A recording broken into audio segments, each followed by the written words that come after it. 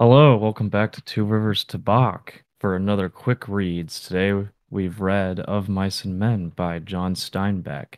I am Joshua, and I'm here today with Andrew as usual. Say hello, Andrew. Hello. Hello. And now we have a special guest star.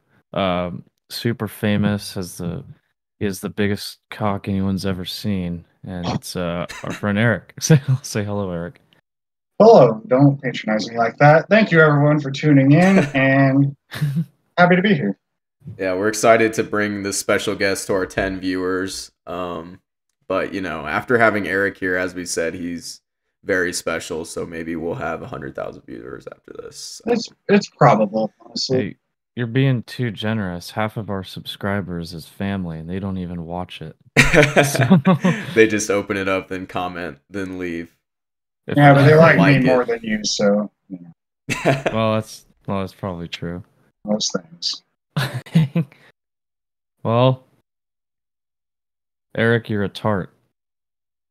Oh, what? I thought you read the book. You don't know what a tart is? You need to catch up your I English forgot vocabulary. that was in that. Honestly, I was I didn't know what you were saying either. You goddamn tart. I just want to pet the rabbit. So, I guess to start it off, I'm just gonna read a little bit of the back of the book, Of and course. then we can go from there. Uh, they are an unlikely pair. George is small and quick, dark of face. Lenny, a man of tremendous size, has the mind of a young child, yet they have formed a family, clinging together in the face of loneliness and alienation. All right. So, Andrew, what do you think about that?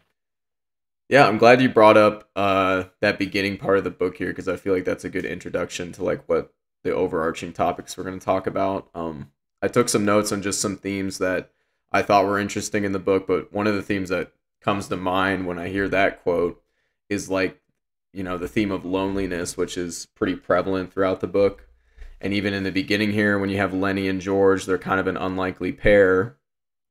They might not necessarily be together in other circumstances, but to kind of stave off loneliness and to kind of have some kind of companion and to have someone to go through life with, they kind of stick together and hang out, even though maybe they wouldn't necessarily do that in other circumstances. But Eric, what did you think about that? I would agree. I like the way that somebody explains it that way because going off what you said, yeah, these two are totally different. Um, and so for them to be traveling together and working together and their whole relationship, which we can get into more in a little bit, it's just interesting. I feel like it helps relate to the human emotion of common friendships that,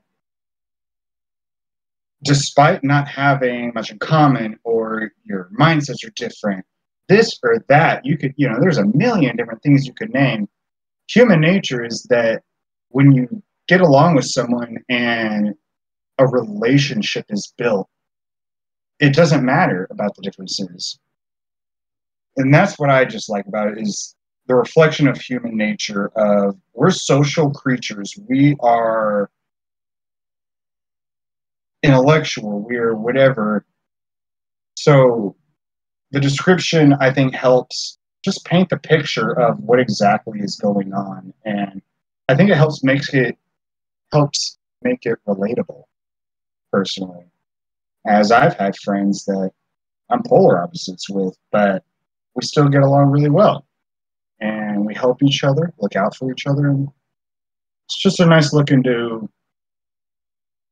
you know, Yeah, I would uh I would agree with the social interaction thing as well, because like how I see George and Lenny is like I know they're not like blood related, uh, but they kind of hang out like they are, and that they're a family. Because even though George gets mad at him, and is like, "Oh, my life would be so much easier without you," Lenny's like, I'll go live in the mountains. Like, I'll leave you alone." And then George is like, as much as he likes to bitch, he just likes having family around him because he's just like no matter what, it's us against the world. He doesn't have to go at it alone. Even Yep. if Lenny fucks up a lot of their shit, he's not alone. He has someone who got his back, who loves him. He's not just on his own.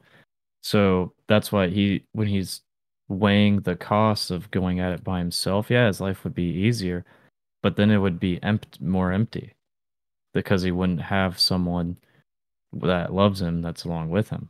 So yeah, it's just like that family kind of bond you have there. You can't sometimes you want your own space, you want your own house and stuff, but then you come home after work and you're just like lonely as shit because no one's there. And it's like, even if someone was just in the other room, you'd feel better, even if you're not hanging out because you have the option. You're not alone. I would agree. And to make it apologize a little bleak, in the prison system, one of the hardest forms of uh, Like torture. oh, torture, yeah, is Yeah. getting put into the isolation chamber where Yeah. they're like, all right, well, you're going to go here for, 4 days or a week or who knows, whatever, with the only interaction with another person you have is when the guy comes by and gives you your food. And then, it's probably only like a 5-second interaction. So as humans, going off what Josh said, is even those people that are introverted, there's some people that don't need a lot of interaction, but you need some interaction with another human at some point. Yeah. And most people, we want people near us, or even a single person near us that, like you're saying, it's your friend, your family, your whoever. You just want that. You need to interact with someone to bounce ideas off of, to whatever it might be. So, like I say, I think it's a great way to begin the book of showing, yeah, these guys are really different, and yeah, George gets frustrated, but they're together and they care for each other. Yeah. And I think the most important thing to think about here is that um all Lenny wants is a goddamn fuzzy thing to pet, and he just keeps on killing them. And you know, We've all been there. we've all been there. I mean, yeah, I mean, who doesn't just put dead rats in their pocket? Yeah, that's something I I do mean, pretty frequently.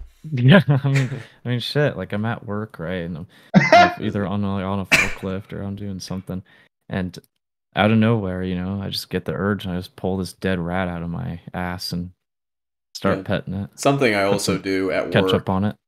Something I'll also do at work is when I see like a pretty dress, I'll like grab onto it and then like not let go. Yeah, don't let Yeah, go. no matter how much the Yeah, girl tells me to like let go of the dress, I just hold on.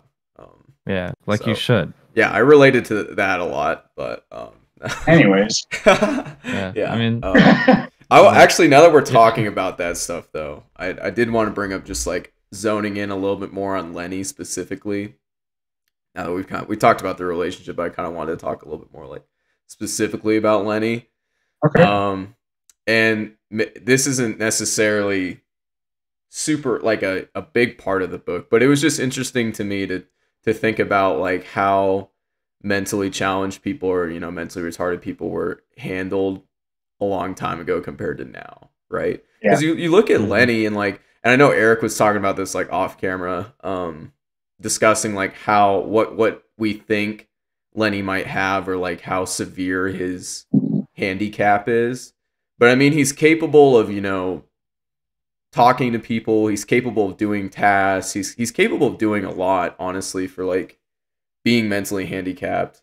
But even though He's not he's or yes, yeah, even though he's joking. like high functioning, um, it's still really tough. Like in this day and age when this book is written to like survive as someone who has any kind of handicap compared to now. I feel like I don't know if you Yeah. guys thought about that, but Yeah, No, I definitely have.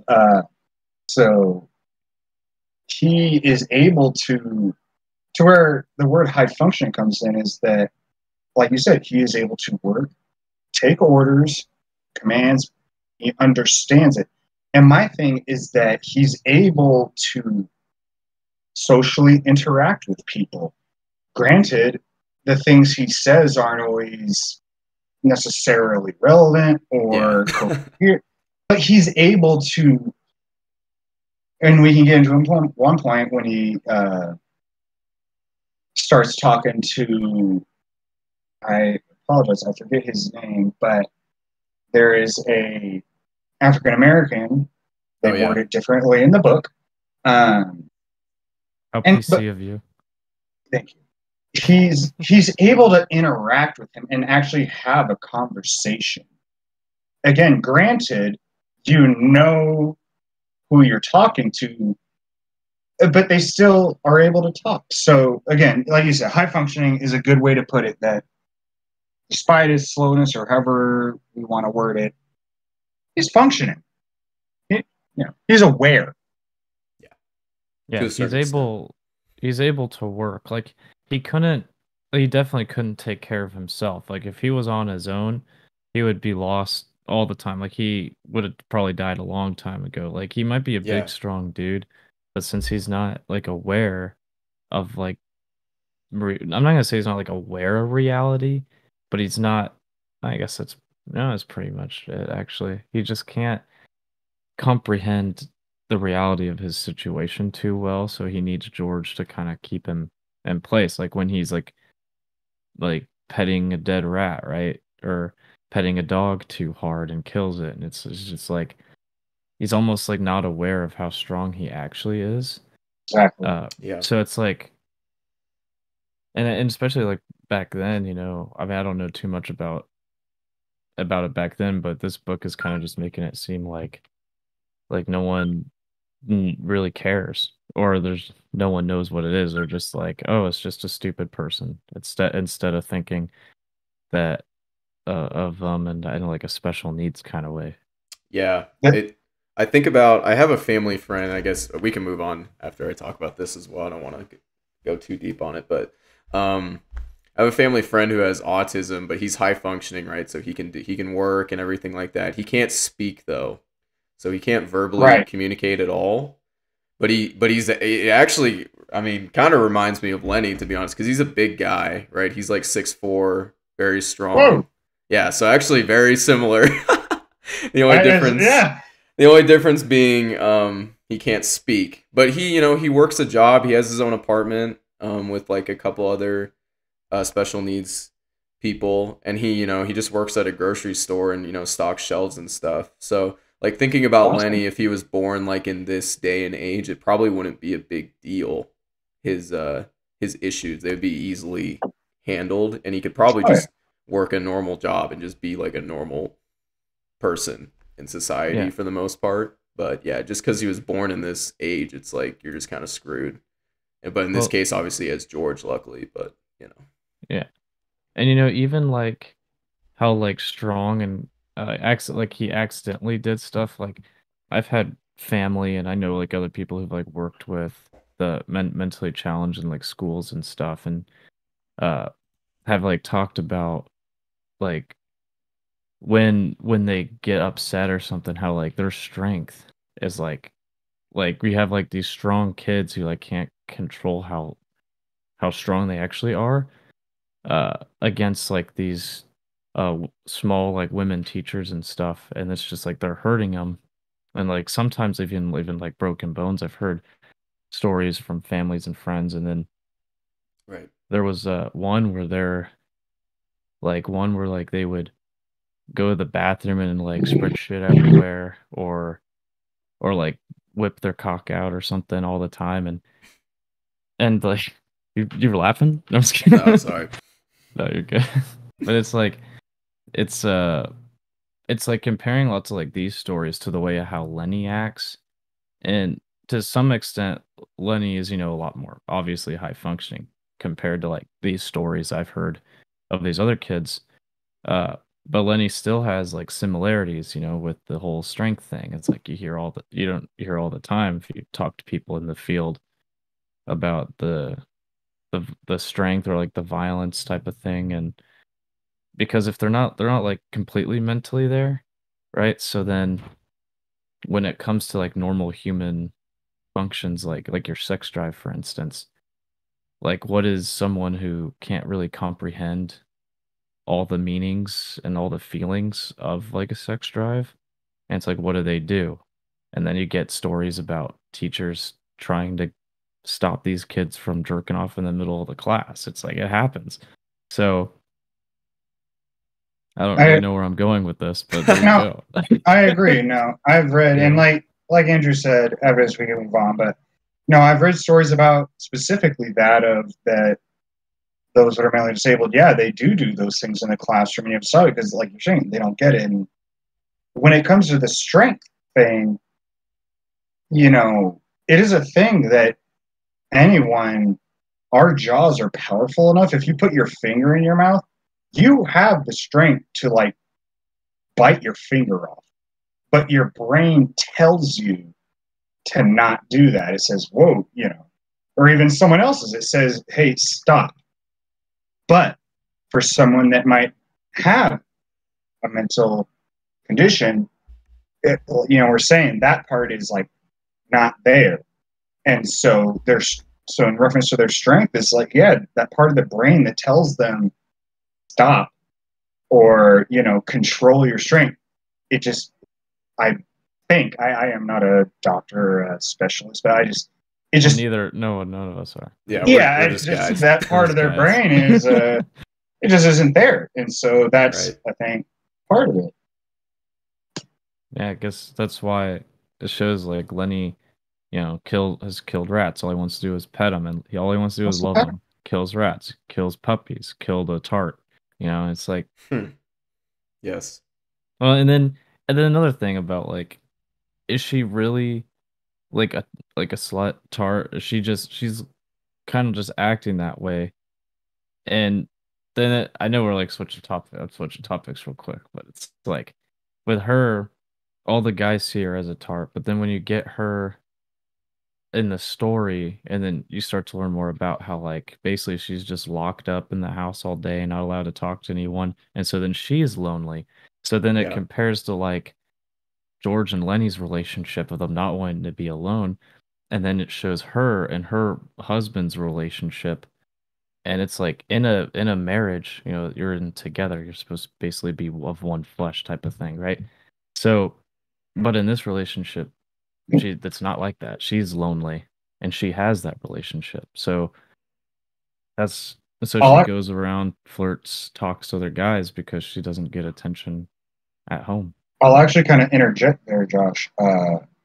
This could be a good transition to now starting to talk about more what happens in the book specifically because we haven't talked about who she is or he is.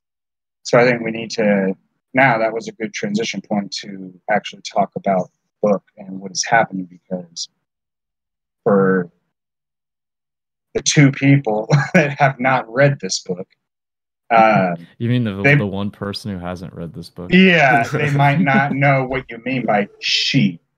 Like, who is she? So the So only woman in the book, Where? besides for the aunt. Do you know what's her name? Do you remember her name, Andrew? The woman. Yeah.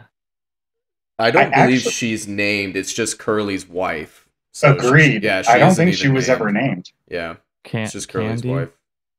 All Oh men yeah, except no, Candy Candy's is a the dude. old man. Yeah, Candy's a dude. no, you're good. All right.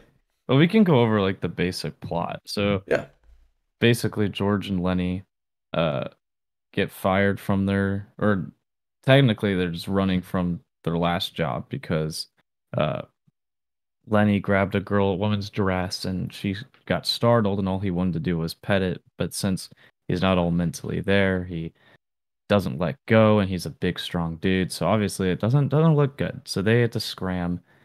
And could you imagine being in like a time where so Eric just sent me a message saying he went to take a piss. He could have just said it and then walked away.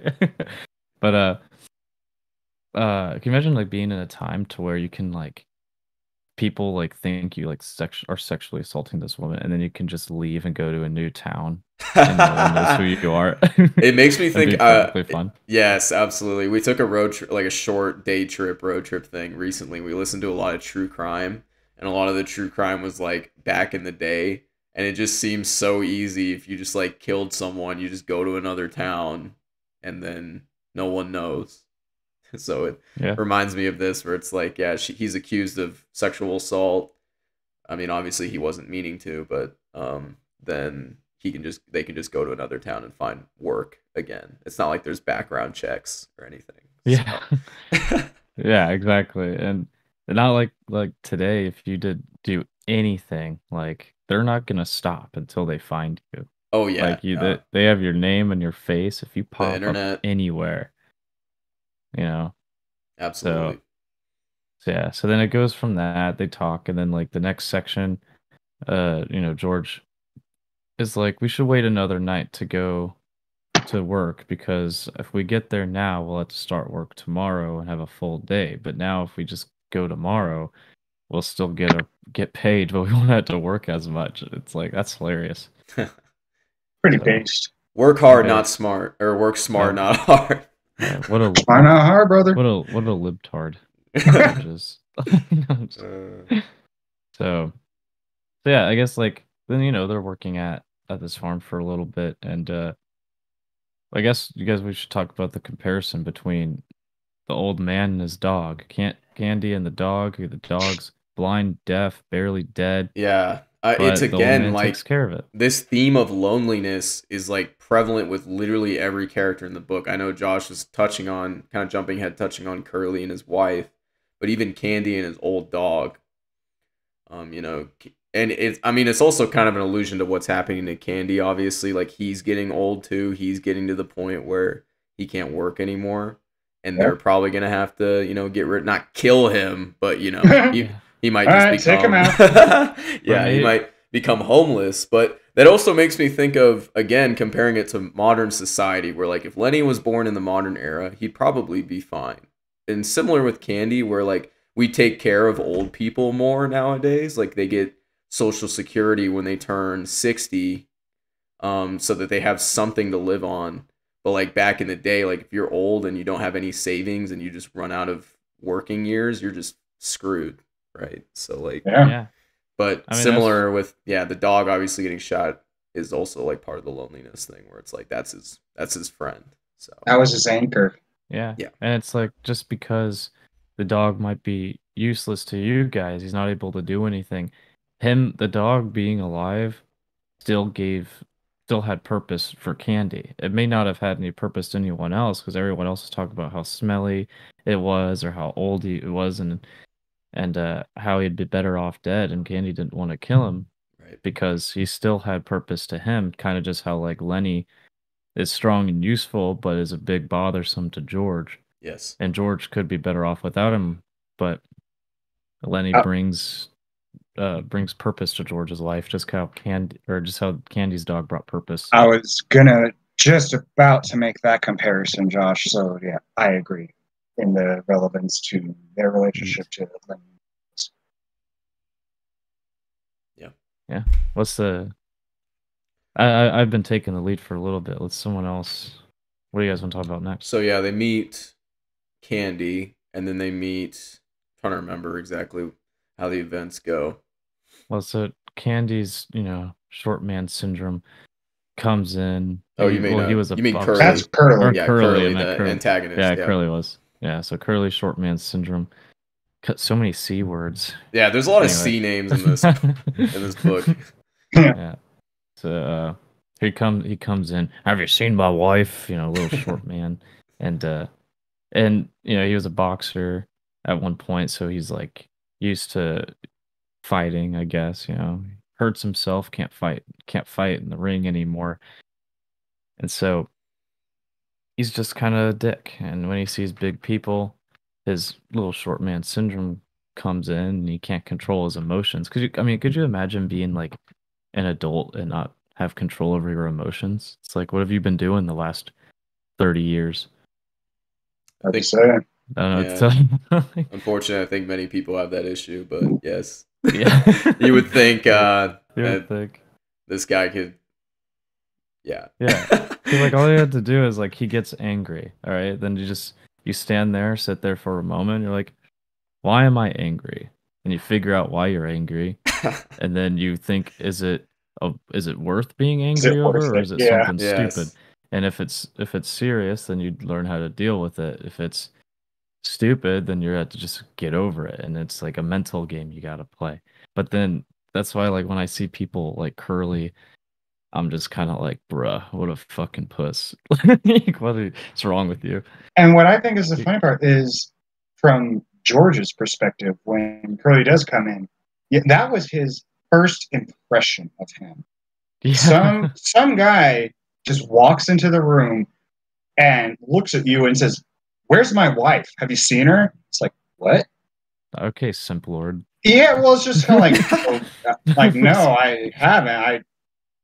What? And I've never met you before, it's I've like, never met. This is literally my first interaction with you, and the words out of your mouth are, "Where's my wife?" I don't know. And like, so it sets up that mindset that you just met this guy, and that was, he saw you. He doesn't even know who you are, but he's still looking at you and asking.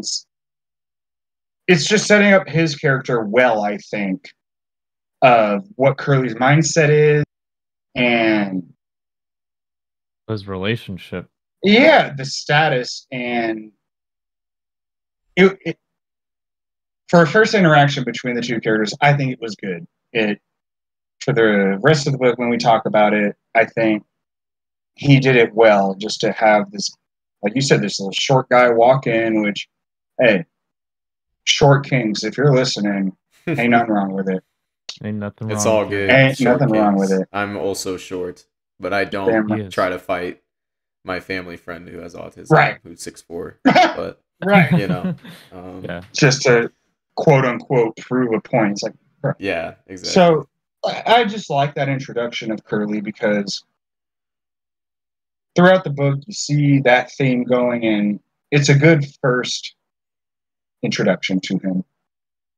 Yeah, I feel like throughout the book he's set up to be like the asshole of the book. Like from the get go, he sucks, and then Kill throughout him. he sucks.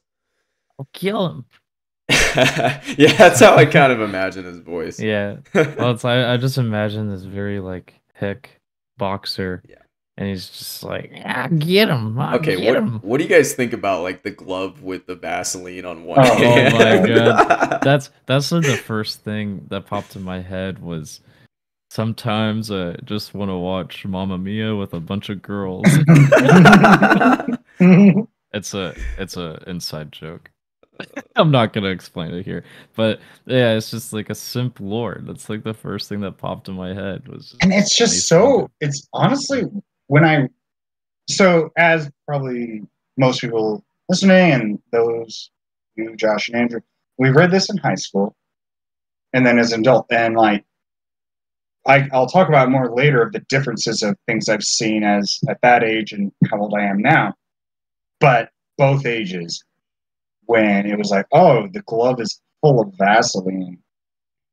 Back then, today, I'm still like, ugh, That's just Yeah. nasty, man. Why would you? Well, ugh, that's well, weird. the All first, day, and all day. It's so and gross. growing up in Kansas, we read this shit in like middle school and high school. At least I did. So it's like in middle school, I didn't even get half of the themes this book was even talking about. It's like to me, it was just a story about like as a kid, it was just a story about this kid guy with Down syndrome who causes all these problems, kills a woman, and then is just killed by his friend rather than being beaten up and tortured by the townspeople. And so when like scenes like the Vaseline hit me, it's like, I don't know, I'm a little loser middle schooler who's not getting laid. So it's What? like, You're not I waking don't know. up and putting Vaseline in a glove and then putting it on all day? No, that wasn't till high school. Oh So yeah, yeah, yeah. Right. Well, yeah. yeah. So, Right. That's when but you got so it wasn't, married. So. yeah. So, and then, I read it in high school, then I wasn't really paying attention. I just spark noted it. Cause fuck it, I guess at that point. But then rereading it now as like my mid 20s, I'm just like, what the fuck? I'm like, could you even Uh, grip anything with it? Like, it's been soaking in Vaseline. well, let's try it next Saturday. We'll all do it and see what What's all happens. Yeah, the that we'll film it. It'll be a viral video for our channel. Yeah, because instead of showing our faces, we're just gonna show our our hands. Yeah, hands just covered in Vaseline? there's somebody who has had to have done that already, I'm sure. But It's like, I get, in a way.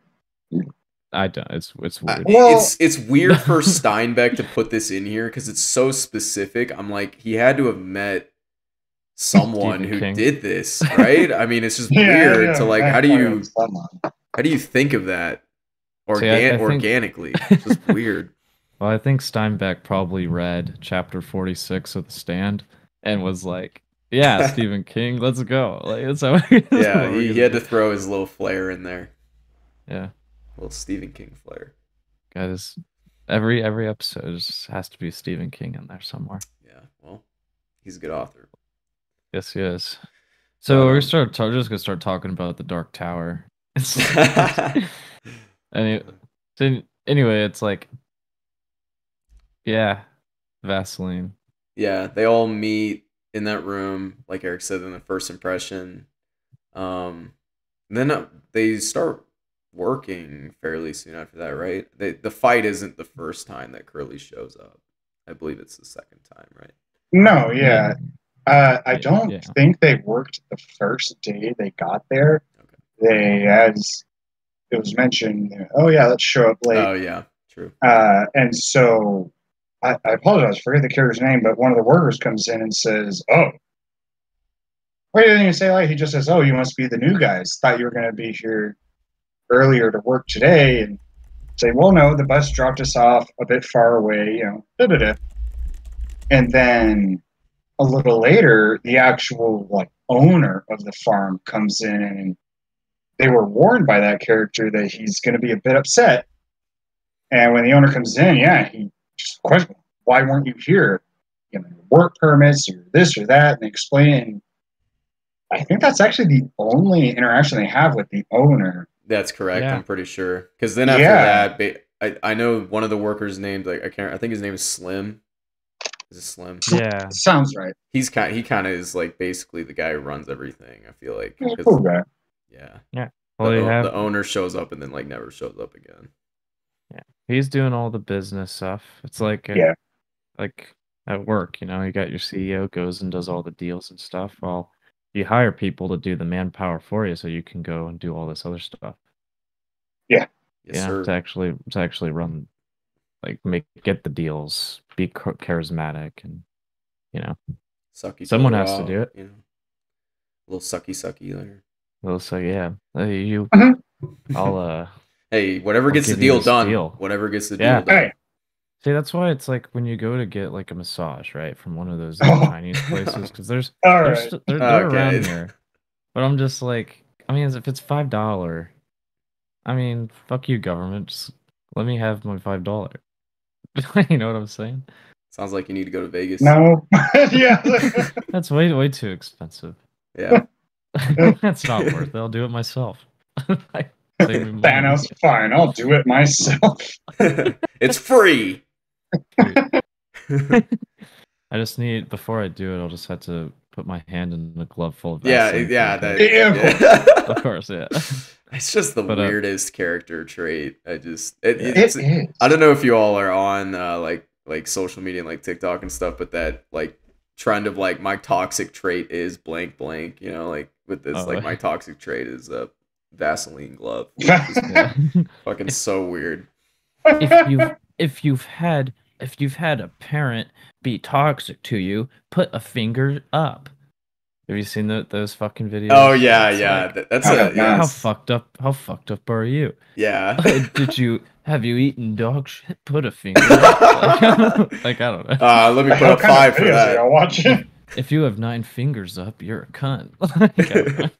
Yeah. Anyway, Jessica, my sister shows me those videos all the time because we're traumatized kids. So we're like, how many fingers can we get? We all got some. Yeah.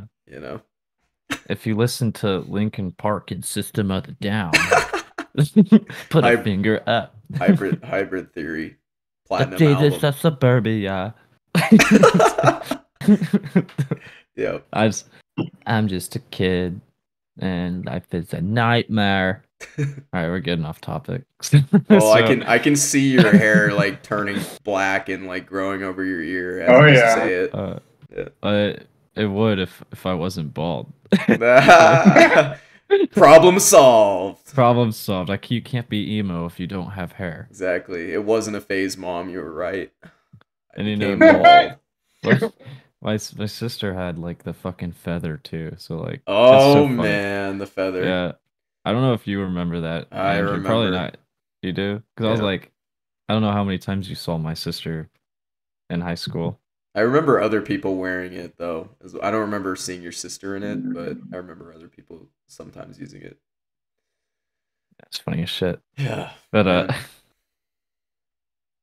Curly would probably be an emo, He'd probably wear a feather. manly emo. Yeah. Probably wear a feather. Yeah. What's the next theme? We don't have to go through every Yeah, single we thing can in we this can go book. back to the book here. Yeah, I was like, oh, so we don't have to talk about the story like 100%. I mean, everyone and their fucking mothers read this Yeah, I book, mean we so don't it's have to like, go line by line for sure. I guess but like yeah, what would be the what's it? next main event I after? was saying like what? You know what? I'm just gonna talk. Yeah, go ahead. Just Sorry. I'm like, what sticks out to you guys? Like when it comes to mind, like out of everything we talked about so far, what's next? What I have would you not say talked about? not necessarily we talked about so far, but in reference to earlier when I told you we didn't know who she was, for me it was in comparison reading the book when I was younger to now. And you've spoken about this, Josh, is that Curly's wife, who I don't believe was ever really named, um, when I was younger reading it, I just pretty much agreed with the guys in the book of like, oh yeah, she's scandalous, she's this or that, you know how they depict her, the workers do, and I agreed with them at the time. But then, as if you said, now that I'm an adult, I've now reflected and like, well, yeah, like, what do you expect, kind of a thing. She's kept in the house pretty much all the time. From the sounds of the book, Curly probably does not let her go into town, let alone at all, but alone. Oh, I highly I doubt it. doubt it. Yeah. Yeah. Highly doubt it. Yeah. And so, like you said, the fact that the only other interactions she has with, let alone another woman, is with all these men. So, like, well, what do you expect, dude? Like, you're starving her, as we mentioned earlier, of human interaction. And so when the only people she gets to interact with are working men, like, again, I know you can't Yeah. see me, but I'm like kind of raising my hands and shoulders, like, well, Yeah. Yeah. And what do you think? Yeah. So it's just not like- interesting. What's that? I mean, these aren't like high class intelligent men either. No. It's like it's not like you're going to like a classy restaurant or event like just to have some small talking whatever. These are like guys who once they get paid, they go blow it on booze and hookers. You Yeah. know? Damn So right, it's brother. Hell of yeah, course- brother. Hell yeah, brother. America. That's the American dream, baby. That's the American dream. Hell yeah, brother. So then like you said, she's so starved of interaction that she'll basically do whatever it takes to get attention. And if she has to dress scandalous just so even if someone just looks at her and says, "The fuck out of here, slut," she's like, it's something. It's better. Like it's something is always better than nothing, unless it's like someone shooting you. That's Yeah, probably not good. It's just But, like Yeah, and it goes back to Eric's example earlier about like prisons where solitary confinement is like one of the highest forms of torture for a human being. I mean, she's not in solitary confinement necessarily, like she can kind of leave the house, but to a certain extent, Curly just forces her to stay in the house. She has no interaction, and yeah, I mean, you get a similar effect to solitary confinement where you're just gonna go insane. And I mean, on top of that, she doesn't have any other women to talk to. none. yeah. It's literally all just men. So And in the yeah, house, it's just the boss, Curly's dad. right. So in the house, she only has this one old guy to talk to who probably isn't even there He's most of the time. also probably an asshole considering like Yeah. how his Yeah, son it is. probably is. So Yeah. I mean, he So probably you're, wears a Vaseline glove on the other hand. oh god, So All right, that's boy. where Curly got it. You want to get married, boy, you're gonna have to share. yeah. Oh no. Uh, but then another thing is like I bet Curly doesn't even give her that much attention. Probably the only thing he probably wants from her is, I mean, it's Sex. not, we don't Yeah, really sex. Yeah. know, but yeah, I mean, it's pretty obvious that he's probably just like, he only married her because she's hot. They never like, she even says that like talking to Curly is like, I don't exactly remember what she says, but it's like talking to like she talking to Lenny was like a more intelligent, kind of more fun conversation than talking to Curly because he's always Right. angry. He always wants to beat someone up, and he's just not a pleasant guy to be around. So they have no chemistry. So it's like even when she can interact with someone like her own husband, it's not a fun because Curly's a dick. And Yeah. so uh compared to like George and Lenny, to where they could leave at any time. They leave each other, but they frustrate each other, but they still stick together because they actually care and love each other. But then you have Curly and his wife who are stuck together through marriage and money and stuff, but they don't love each other, so they don't have that connection, and they're miserable. So it shows that like even when you have someone that you're stuck with, it can be just as miserable as being alone because you could just as well be alone being with someone like that. That's a good point. That's a That good was a point. fantastic point, Josh. Yeah. Because Thank yeah, you. I mean, a lot of the examples here are obviously like people being with other people that they don't maybe wouldn't necessarily like, but they want some kind of companion. But with Curly and Curly's wife, like you said, Curly's just so not emotionally there or like there for her at all that it's not. It's basically the same thing as being alone. And I think that's a great example of, again, just humans as we are, is that, like you just said, that even if you are in the presence of someone, doesn't mean you don't feel alone. I feel like most people can relate to that. That hell, you could be in a room full of people, but at times you're still going to feel alone. And Yeah. so this book has a lot of different references and things that are still relevant to today. So the way he wrote this is, I think, brilliant, honestly. It's Yeah, it's a I love great it. book. Guess that's I, why it's a classic. there's another theme I kind of want to touch on here if y'all don't mind moving on. Let's go for Yeah, it. no, you're Okay. good. Yeah, so I can't remember exactly when they start talking about their plan to buy the house, right? So, you have Candy, the old Very guy. beginning. Okay, yeah, so we're kind of going back a little bit, but No, um but uh, they talk about it throughout the whole. Sorry, I'll just let you no, go. no, no, you're good. You're good. No, I appreciate the context because I'm trying to remember chronologically how this works, but it's been a minute, so um Uh, yeah, I was reading online, just like about the book and like analysis of the book and some themes, and a lot of people talked about, the house and Steinbeck using the house to like represent, kind of the American dream, right? Like you get your own house, you can do whatever you mhm. want.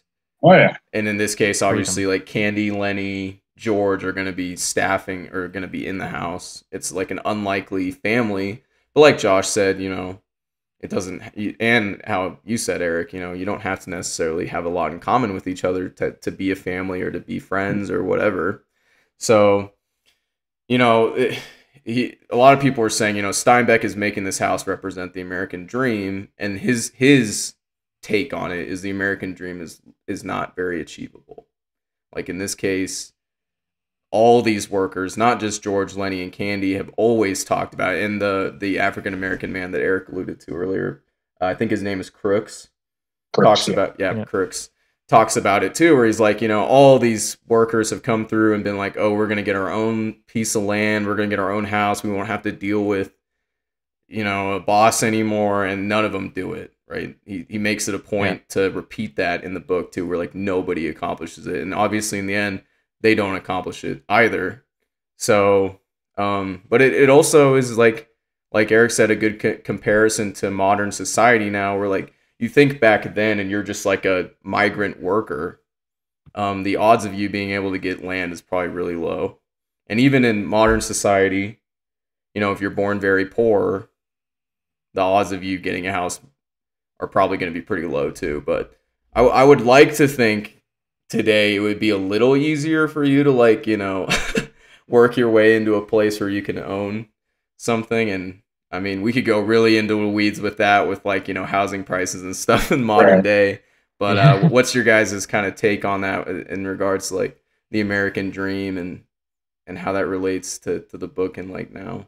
I would say that for me personally, I was born into a non-wealthy family. Like we growing up, we did fine. We were able to take road trips, kind of to another state or whatever. But definitely not born into a well-off family. I always considered us a lower middle class. Um, and then so now, in reference to the American dream, for me personally, I know we're gonna have different opinions, but with my generation as a millennial and this or that, and yeah, I've not made great decisions, but I've accepted the fact at this point I am not gonna probably ever own a house, most likely ever. Because, like I said, with prices, all this interest, this and that, I just I'm bill broke. When I get paid, I pay bills, and I have some extra money. I can go to a concert. I can, me and Josh in a month, we're going to go to a wrestling event. Yeah, I Damn do right. have a little bit of room, but like I said, I'll repeat what I say. Yeah, I am not going to own a house, and so the American dream, I think, has just changed because even though I might not ever own a house, for me personally, I still live in America and I have a job, car, all this stuff. So I think the American dream at this point is a little, quite frankly, for most unreachable of, having a spouse, kids, house, car, awesome job, this or that. Honestly, dude, no.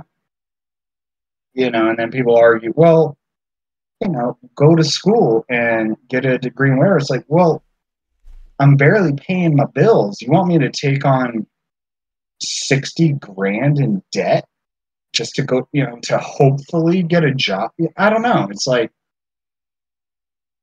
so for me personally, I think I'm not going to say the American dream is dead because it's not, but I think there is modern day a lot of people that are facing the same situation, honestly. Yep. For for me, it's like connecting it back to the book of like getting your own house and your own land. That's exactly what I want to do eventually. And I know like I got the college degree, but since I got that DUI, it's kind of fucked me up and haven't been able to do what I want to do, but I'm almost off probation for that bullshit, and I'm never doing that again. So then Damn right. the dream I want is still out there, and it's like I refuse to not have it. Like I'm not gonna settle for what I have now. I don't want to give up. And that's kind of like with George and Lenny. George wanted to do that because it'd be easier to take care of Lenny, and not having you be your own boss. It sounds like everyone would like that. No one likes bending the knee to authority. Uh, Hell yeah. so they want to do what they all want to do, and it's easier to take care of Lenny. But then once Lenny dies, George loses Spoiler. all purpose. Yeah, spoiler alert. George loses that dream because half of that dream was to help take care of Lenny. And since Lenny's not there, George has nothing more to live for, and he gives up on that dream, which like I guess, that was in the moment, so we never know later on in his life if he turns it around. I'm assuming not, but see, it's like that's the sort of lesson I think we could learn from this is that or at least that I got from it, is like, yeah, you may have lost the purpose you had for getting it originally, but does that mean you should still give up on it? No, you should still try to go for it because trying is better than sulking. Right. Because at the end of the day, you can at least say you tried if you fail, and then you can try again. At least you have like you had the balls to attempt it. You have the willpower to not give up and keep going for that dream. So, like me, like I graduated in 2020, got in criminal Oh, justice, got the DUI, can't do anything with it because I'm on probation. So I'm 2 years out of college, can't use them at the degree I got. But fuck, once I get off probation, I'm using that bitch. So it's I think it all has to do with how you think and like your point of view. And George in the book just gave up after he lost the reason for his dream. Yeah. And I think that's the mindset a lot of the people are in, is like you gotta just don't change gotta change your mindset. I'll actually Yeah. agree with you. That was another great point to bring up, Josh. I didn't actually even think about it that way towards the end of the book. Well, at the end of the book. Again, sorry to start spoiler. When George kills Lenny, it's, Spoiler. Sorry. I originally interpreted it as, well, he killed his friend, so of course he's sad. And that, of course, is probably a large part of it. But like you're saying, I never thought about it that way. That when he did it, yeah, he literally was shooting his dream away. It's like, damn, Yeah, I because now don't have him now, so my dream now potentially is done. yeah, and think Yeah. think about this. Before he shot Lenny, Lenny was looking across the river and was telling them what their dream is. He's like, "We're Yeah. gonna have this house. We're gonna have the rabbits. We're gonna be our own boss, and we'll have each other." And then George shoots him in the back of the head. So he literally killed his dream. Yeah, Like, and that's the passage that most people, that at least what I was reading online, like refer to when they argue that Steinbeck thinks that the American dream isn't achievable, at least in this time period. But yeah, I really like both of your takes because I think it's a really interesting question. Since everybody has their own take on the American dream and what it is to them and how it's changed, like Eric was saying. So I liked both of the takes there. But I remember talking about that even in high school with like my classmates and stuff, and everybody has their own, you know. Well, what's your take, Andrew? Oh, what's my take? I think it's a hot take. yeah, if you came Oh, for hot takes, this is the podcast for you. No. Yeah. Um, I will never show my face. no, I came here for hot cakes. if I you're want. ready for Andrew to get canceled, this is the podcast for you. No, I'm just kidding. You just got to say the word retard. Oh, Yeah, shit. no. Josh! Oh my god, dude. No, yeah. It's a it's a little bit of both of yours, I think. Well, the part that resonated with me with Eric was how the American dream has changed, right? And I guess I'm kind of, biased here because I've been talking a lot about it previously already in this conversation about like the differences between their time period and our time period, right? Like Lenny would have been okay, Yeah. stuff like that. Candy wouldn't have to, worry about being homeless in modern society. And I feel like the American dream, when it originally was conceived, was like you all said, the house, the kids, the white picket fence, and whatever, the wife. But I feel like it's changed now with modern society. It doesn't necessarily have to be that. It can kind of be whatever you want it to be, whatever your long-term goal is to be. I feel like it's just a good, like, and this is what resonates me with Josh, what he was saying is, the American dream is good because it gives you something not to sulk about, like Josh is saying, something to work towards, no matter what it is. If it's a house, like the classic thing where it's a house, that's fine. If it's, whatever you want to become a pilot or whatever, if that's your dream to you, then that's your American dream or whatever it is. So, like, to me, it's a little bit of both of yours, I think, where it has changed, I feel like, compared to when this book was written. But like, it's also good to still think about, because it's something to work towards. It's something to keep trying, like Josh is saying. Yeah, like the American dream is to get those dick pumps in order to get a bigger cock. You just had to ask the sexpert. Yes.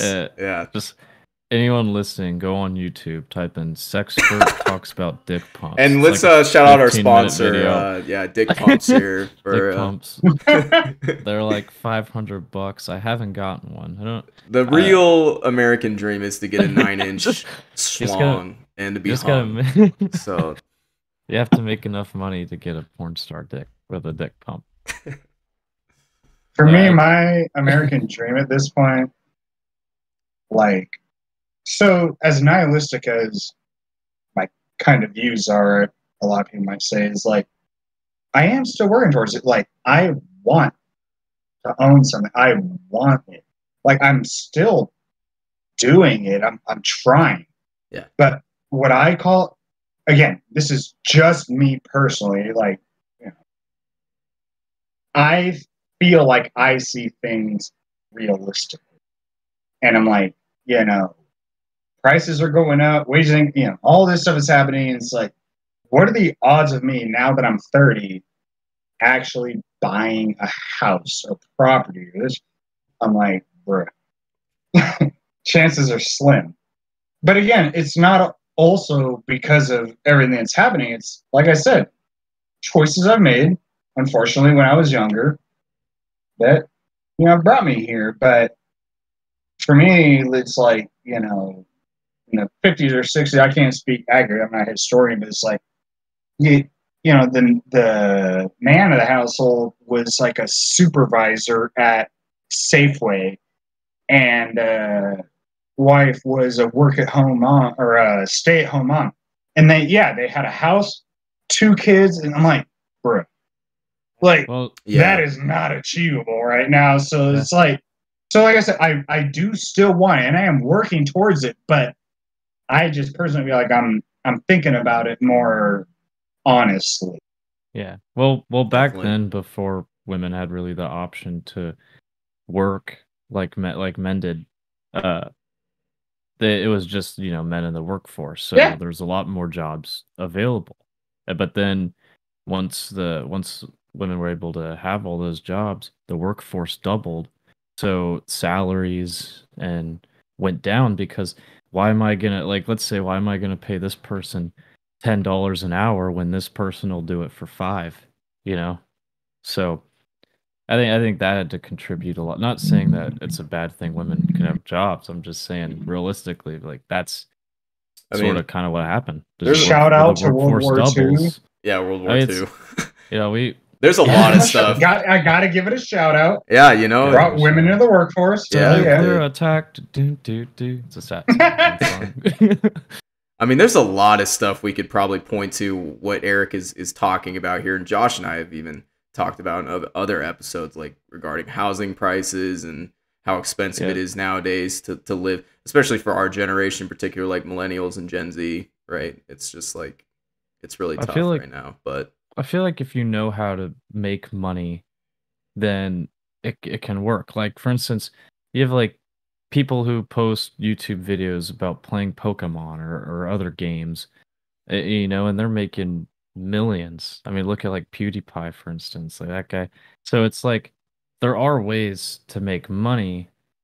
That's pretty easy with the internet. You just have to have the passion and the skills to build those up to literally make it that far. And I think that, sorry. Well, I'm almost done. I'm just like, if you half-ass it, it's gonna show in your quality.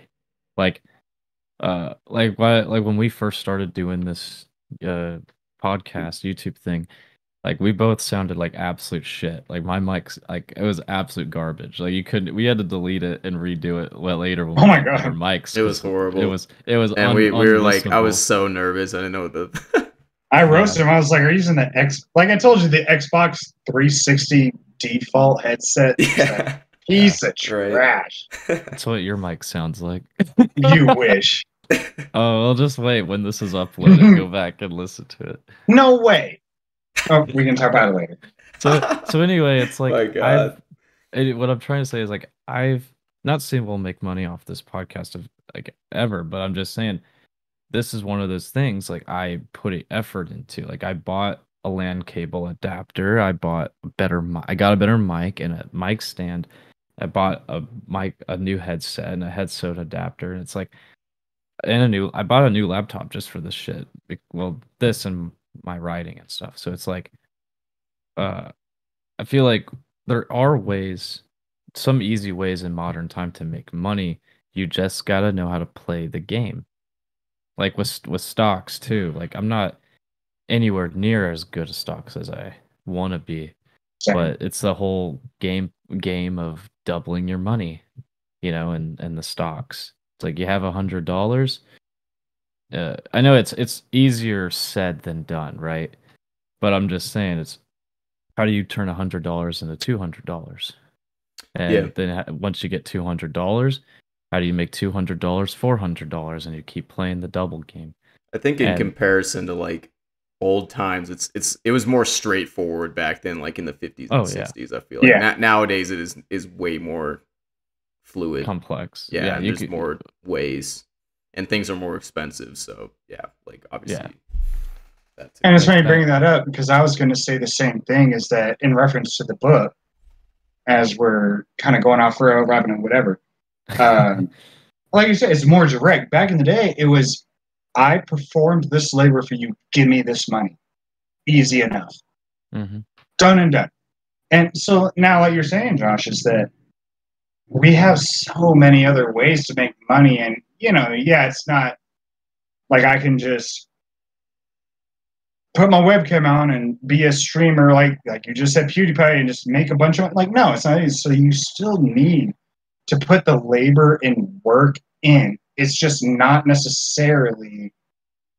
Actually, I'll argue it is as direct. As long as you put a lot of the work in and are able to do it, then that could be another revenue of income Yeah, for you. Uh, there. so back in the day when this book is taking place, it's like the reason their situation is so as it is that, well, that's the only thing you could do. Just find a Yep. farm, find a place, be like, yeah, I can lift things, I can do. To which today, a little bit different. And I watched like quick like 25-minute like documentary a couple months ago about like how life was in the 1800s.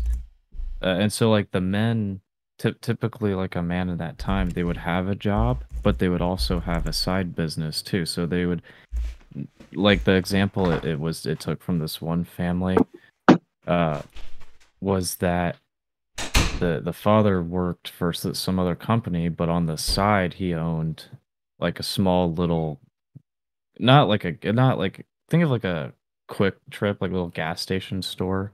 Yeah. It wasn't a gas station, right? But it was like a little convenience store. And it was like just a little side thing, come home from Yeah. work, stop by the store. And it's like, that's a lot of thing. I think that's what this whole new uh push in the modern time too is like when people are complaining about money and jobs and all this stuff. And it's like, you got to be making money on the side too. So it's like you have your job and then you have your business. And then if your business is good, then maybe you can quit your job, but then your business becomes your job. And there's just a lot of different aspects to it because that's kind of like I want to have a job, right? But then like I want to start like another YouTube thing or like with this going or maybe in stocks and just kind of find another way to make money and make it like a hobby, you know? And And that's I, yeah, yeah, that's it. That's all I was gonna I, say. I agree is that, well, or I'll almost disagree, is that again, not that long ago, bro, like, how long ago, like I mentioned earlier, the guy only had to, the man of the house only had to have a job in order to support everything. Yeah, you And didn't need so, a side business. so exactly. And so now, we have to look at ourselves and say, well, now I also, besides my job that I work full time, I also need something over here. And then, like, I don't know, it's one of those things. Just, Yeah. Well, and it also depends on what job. Like, if you're like top in like Amazon or something, like you don't need a side business. You know, like you're making plenty of cash. Yeah, I see what you're saying though, Eric. I agree with you too though. With like, I feel like back in the day, you could just be like a normal dude. Like you could have like you said, even just be like a Safeway like assistant manager and have a house, kids, and a wife and support all of them on one salary. But like nowadays, that's just, I mean, even in like in my industry, in software, like most couples or most people in my team, they both work, the mom and the dad, and they don't really have a choice. Yeah. Like that, there's many times where my coworkers, they'd be like, "Oh, we'd love to have one person stay at home, but we can't." Just how expensive things are. Mostly because they have kids, right? Like once you have kids, it's so expensive. But yeah, like back in the day, you could support your entire family off one salary, but that's not as feasible anymore. Unless, like you said, Josh, you're like PewDiePie, or you're sucking Jeff Bezos's dick and or something. I don't know. I mean, need to hustle. Need to get that side shit going. Yeah, that's why people sell drugs. Yeah, that's why That's why I'm gonna be selling drugs next Saturday. Just come on down. We're gonna be filming it live on Two Rivers Tabac. Yeah. And then we're gonna film the arrest shortly after. We're gonna discuss chapters 11 through 22 of the Wheel of Time, book 9, Winter's Heart, while selling, while peddling, while peddling crack cocaine. So, do you think Matt'll show up in this book? It's hilarious. Just to briefly bring it back to the book, so I just felt that of Mice and Men, as long as we kind of got a little off topic, this book, the reason, like Josh said earlier, it is such a classic is that it is still so relatable. Even today, yeah, we can make here comparisons and relate to it. And Steinbeck just was able to word this book in a way that is relatable. And I mean, we didn't even touch on, at least as of yet, Lenny's interaction with Curly's wife in the barn. You know, it's just such in the, what is it? It's like 108 pages. It's not long at all. She was able to immaculate the story in your head. You can visualize it. You can relate to it. And it's just impressive, honestly. It really is, especially like you said, with it only being 108 pages, being such a concise work. I mean, you could talk about this book for hours and hours and hours, and it's only 100 pages, and it has so much stuff, like you said, that relates to modern society. I mean, we just went on a whole tangent there. Talking about all this stuff in modern society in comparison to the book. I mean, it's there's a reason it's a classic. There's a reason why it's still taught in schools, obviously. So there's a lot to learn from it. Yeah. Just like George Orwell's 1984. I won't get into Brave New World. Yeah. Or Animal Farm. I mean, a lot of these classics, of course, have a lot of these. But I think what's impressive, like what Eric said with this book especially, is how short it is. How short, and yet it is. And so I guess one of my last things I actually kind of want to bring up is Lenny's interaction with Curly's wife, and how, like I said, my perspective has changed as an adult now. Is that it's hard to say because I don't truly remember, but when I read it when I was a kid, I still had that idea in my head of like, it was kind of her fault. But then reading it again as an adult, it was like, no, she wasn't coming on to Lenny. She wasn't. She was just talking to him. Again, like we were saying, that was an interaction for her that, as I believe it was Josh said, was more than even her husband. She was able to talk to him, and then, of course, what happened happened. Um, I don't know. I now sympathize with his wife, and I'm like, damn, she got it rough. Yeah, Bad. yeah. It just kind of sucks. She's very It much was like a horror, and then she lost her life. yeah. Yeah. And So sorry, you can finish your thought. no, that was it. Oh, okay. But to say is like, isn't it interesting to think about how all the really lonely people in the book are able to only really communicate with Lenny, who has like Down syndrome and can't really comprehend everything. Because like you get Candy, like the old guy joins in, but he joins in through Lenny, through their conversations and talking. And then you get Crooks, who also kind of wants to join too, who's also really lonely. So it's like, and then you get the Curly's wife. So it's like all the characters who are really struggling with different variations of loneliness always end up back to Lenny to drag them out of it. Yeah.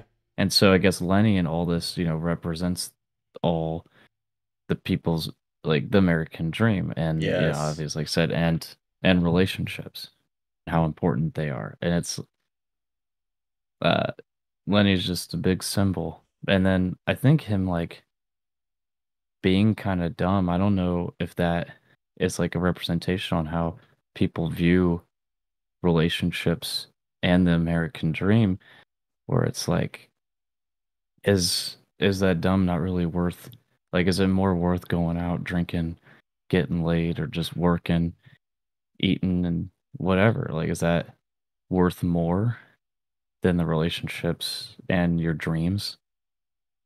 And so everyone looks at Lenny and calls him dumb, stupid, or whatever.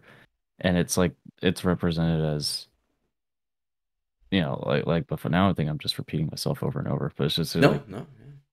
Lenny represents dreams and relationships, and everyone calls him dumb and stupid throughout the whole book. But he ends up getting a lot of people on board with him too, where they end up changing their minds about him and start gathering hope. Yeah. And then George kills the dream, and like once the dream dies, everyone goes back to being lonely and miserable. So maybe it's like another thing. It's like no matter how dumb your dream might be, or no matter what, you should keep pursuing it. I don't know. Yeah, no, I agree. I mean, I think Yeah. it goes back to kind of what you talked about. Like people need a dream, people need some kind of hope, or else. I mean, you got to have some kind of higher purpose for living, or else there's just no point, right? Yeah. I mean, Just there's no point. So it's It just has, how it's just uh like Parkway Drive said in their song Vice Grip. You gotta hope for the hopeless. yeah, yeah, Uh yeah. Wow, you really pulled. I couldn't even remember that. That was good. yeah, you And I love gotta that band. didn't understand. a light through the darkness. You gotta Uh, hope for the hopeless. that's a good song. That's a great song. All I was gonna say is like, as we're wrapping it up, at the end of the book, after George kills Lenny, in reference to what you guys were just saying about the hope and dreaming this night and dying, is that the I believe it is like the last sentence of the book is George and Candy walking away from Lenny, and Curly and the other person he was with is like, "What's eating those guys?" Because they Yeah. don't get it yet. They don't even care. They Yeah, don't care. They don't get it. They don't whatever yet. And so for me, in reference to the references we're mentioning, I thought it was a great end to the book of who's next. Yeah. It's yeah, just a continuing cycle. yeah. So any final thoughts? I guess that was yours, Eric, but Andrew, you got any last minute things to say? No, I don't have any last minute things. Eric kind of covered what I was gonna say at the end there with just it being a really good book and a classic, and the fact that it's so concise but brings up so many themes is impressive. Cool. Well What about then, you, Josh? I think I've said my piece pretty Okay. much. Yeah. All right. Uh, so this, well, thank you too for coming on. I know Andrew's the regular, and thank you to our guest star, Eric. You want to say goodbye, And I Eric? appreciate you having me, Josh and Andrew, and the listeners that have tuned in. Thank you for listening to my opinions. I hope to hear them in the comments. Any responses you have, please leave a like. Go from Okay. there.